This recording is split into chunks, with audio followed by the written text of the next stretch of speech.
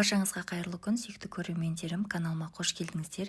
Бүгін сіздермен қамыр жайып, оның ортасына май жағып отыруды қажет етпейтін, аз уақыт ішінде дайын болатын осындай песочный қамырдан өте жұмсақ болып шығатын самсаның рецептімен бөліскім келіп тұр.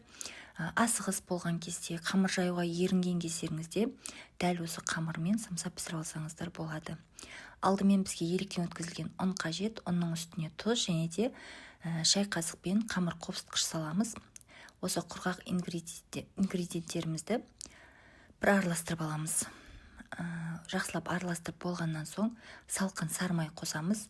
Енді осы сары май мен ұнды жақсылап біріктіріп араластырамыз.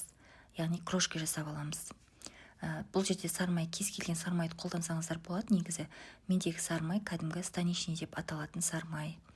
Өзіңізге ұнаған сары май түрін қолдана бересіздер. Көріп тұрғандарыңыздай ұн мен сары майды жақсылап біріктірдік.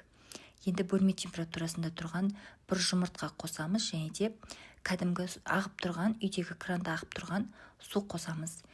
Егер су қоспаймын десеңіздер, кәдімгі дүкеннің 20% қаймағы мен жұмыртқаны араластырып отырып қамыр елесеңіздер де болады. Менде дәл қазір үйде қаймақ болмағандықтан су қосып жатырмын. Негізі судың орнын қаймақпен ауыстырсаңыздар болады. Енді жұмсақ қамыр елейміз. Біздің қамырымыз песочный қамыр болғандықтан жұмсақ болады. Құрамында сары май болғандықтан кішкене жабысқақ болып келеді. Негізі қамырды елеп болғаннан соң қаласаңыздар тоңазытқышқа 30 минутқа салып қойсаңыздар болады. Сары май кішкене қатаяды. Бірақ мен тоңазытқышқа салмай бірден формаға кесіп алып, самсаны түйіп пісіріп аламын. Сіздер өздеріңіз тоңазытқышқа салып дайындасаңыздар болады. Осы видеодағыдай кішкентай бөліктерге бөлеміз. Салмасын мен алдын ала дайындап қойдым. Кәдімгі тартылған ет, пияз, дәміне қарай тұз, қара бұрыш салып жақсылап араластырып дайындап аламыз.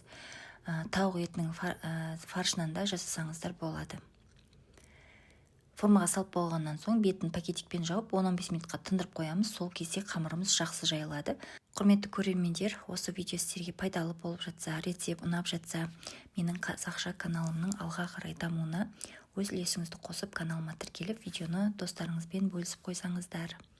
Көріп тұрғандарыңыздай қамырымызды осылай орташа қалыңдықта жаямыз. Өте қатты жұқа қылып жібермеңіздер. Ортасына осылай біраз қасықты толтырып, салмасын салып, дәл видеодағыдай түйіп шығамыз. Осы ұйғыр самсасын түйуге көп қыздар қиынсынып жатады. Негізі қалай түйеміз, менікі дұрыс шықпайды деп жазып жатады. Негізі бір үйреніп алсаңыздар, қолдарыңызды бір үйретіп алсаңыздар, түйілу жолы негізі өте оңай. Қазір сіздерге тағы да бір самсаның түйілу жолын бір көрсетемін, асықпай. Жақсылап қарап алып, бір-екі рет жасасаңыздар, қолдарыңыз үйреніп кетеді. Осылай біріктіреміз де, үлкен саусағымызбен осылай самсамызды түйеміз. Самсамыздың барлығын түйіп болғаннан соң пергамент қағазы төселген формаға саламыз. Бетіне міндетті түрде қыздар жұмыртқаның сарыуызын жағуды ұмытпаңыздар. Қалауыңызша ақ күнжіт, қара күнжіт сепсеңіздер болады. Алдын ала қызып тұрған пеште шамамен 180-200 градуста қызарғанша пісіреміз. Әркімнің пеші негізі әрқалай қыздырады ғой. Сол себепті қарап тұрыңыздар, күйіп кетпесін. Көріп тұрғандарыңыздай біздің самсамыз өте әдемі болып пісіп шықты. Құрамында қамыр қопсытқыш болғандықтан осылай топ-томпақ болып әдемі болып піседі. Көріп тұрсаңыздар өте жұмсақ. Ортасына сары май жақпасаңыз да осындай әдемі жұмсақ болып шығады. Керекті граммдардың барлығын осы видеоның астына жазып қалдырамын.